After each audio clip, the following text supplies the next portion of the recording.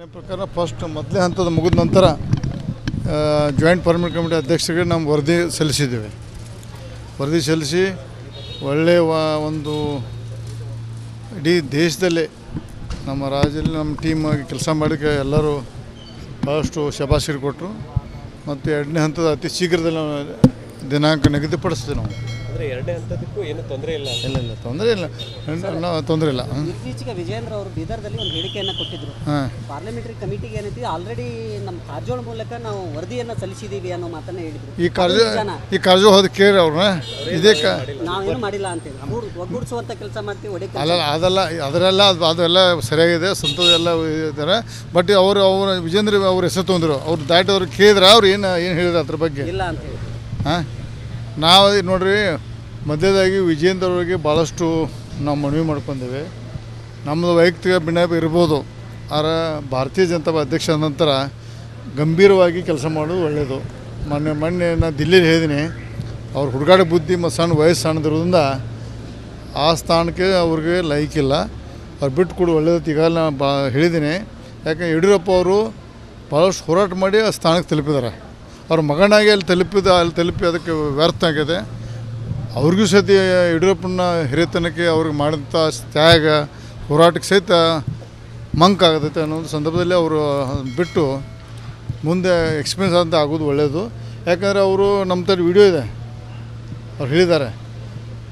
ಅವರು ನಮ್ಮ ಕಡೆ ಯಾಕಂದ್ರೆ ಅವತ್ತು ಹುಬ್ಬಳ್ಳಿಗೆ ಬಂದರು ಫಸ್ಟು ಜಗದೀಪ್ ಪಾಲ್ ಅವರು, ಆಮೇಲೆ ಬಿಜಾಪುರ ಬಂದರು.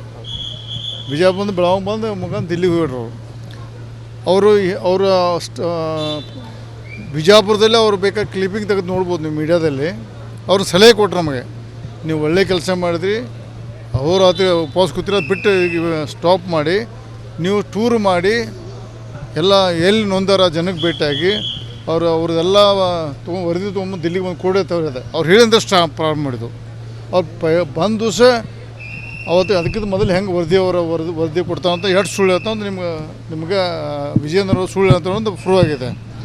ಅವರು ಭಾಳ ಹತಾಶೆ ಮಾಡೋದು ಅವರ ಅಧ್ಯಕ್ಷ ನಡೆಸ್ತಾರೆ. ಅವ್ರಿಗೆ ಅದಕ್ಕೆ ಮಹತ್ವ ಇಲ್ಲ ಅನ್ನೋದು ಈ ಸಂದರ್ಭ.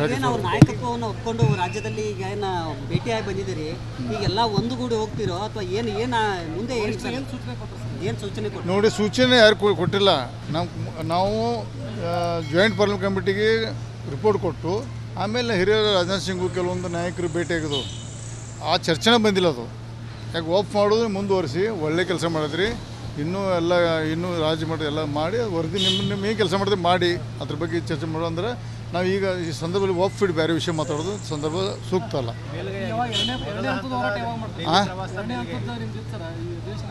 ನೋಡಿ, ಅಧಿವೇಶನ ನೋಡಿ ಗ್ಯಾಪ್ ಇದೆ, ಎರಡು ಸಿದ್ಧ ಒಂದು ಜಿಲ್ಲಾ ಮಾಡಬೇಕು ಉದ್ದೇಶ ಇದೆ, ಡೇಟ್ ಫಿಕ್ಸ್ ಆಗಿಲ್ಲ. ಇದತ್ತೆ ನಾವು ಈಗ ಬಳ್ಳಾರಿ ಮತ್ತು ವಿಜಯನಗರ ಜಿಲ್ಲೆ ಮಾಡಬೇಕಂತ ವಿಷಯ ಇದೆ, ಡೇಟ್ ಫಿಕ್ಸ್ ಇಲ್ಲ. ಇದು ಅಧಿವೇಶನ ನಾನು ಮೊದಲು ಪೂರ್ವವಾಗಿ ಇದು 2-3 ದಿವಸ ಮೊದಲು ನಾನು ಸ್ವತಃ ಹೋಗಿ ಬರ್ತೀನಿ. ಅಲ್ಲಿ ತಯಾರು ಮಾಡ್ಕೊಂಬಂದ್ರೆ ನಾವು ಡೇಟ್ ಅನೌನ್ಸ್ ಮಾಡ್ತೀವಿ. ಎರಡನೇ ಹಂತದ ಅಂದರೆ 20 ನಮ್ಮ ಗ್ಯಾಪ್ ಇದೆ, ಒಂದೊಂದು 2 ಜಿಲ್ಲೆ ಮಾಡ್ಬೋದು ಉದ್ದೇಶ ಇದೆ, ಇನ್ನೂ ಫೈನಲ್ ಆಗಿಲ್ಲ.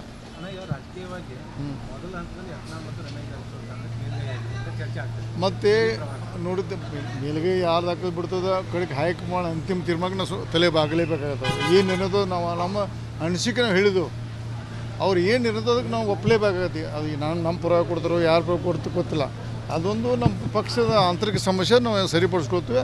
ಆದರೆ ಆ ಹುಡುಗ ವಿಜೇಂದ್ರ ಅದಕ್ಕೆ ಲೈಕಿಲ್ಲ ಒಂದು ಪದೇ ಹೇಳಕ್ಕೆ ಪ್ರಯತ್ನ ಮಾಡ್ತೀವಿ ನಾವು. ಯಾಕೆ ನಾವು ಆಗಿದೆ ಏನೋ ಯಾವುದೋ ಒಂದು ಟೈಮ್ದಲ್ಲಿ ಏನೋ ತಿಳಿದು ಮಾಡಿದ್ದಾರೆ. ಮಾಡಿದ ನಂತರ ಅದನ್ನು ನಾವು ಪ್ರಶ್ನೆ ಮಾಡಿದ್ದು ಅಂತ ನಮ್ಮ ಪ್ರಶ್ನೆ ಅಲ್ಲ, ಅವನ ನಡವಳಿಕೆ ನಾವು ತಿಳಿಸ್ಕೊಟ್ಟಿದ್ದೆ. ಅವ್ರು ಮುಂದೆ ಏನಂತ ನೋಡೋಣ. ಕರ್ನಾಟಕದಲ್ಲಿ 2028ಕ್ಕೆ ಮತ್ತೆ ಪುಟದ ಹೇಳ್ಬೋದಾ? ಪುಟದ 100% ಸೀಟ್ ಜಾಸ್ತಿ ಬಂದು ಭಾರತೀಯ ಜನತಾ ಪಕ್ಷ ಅಧಿಕಾರ.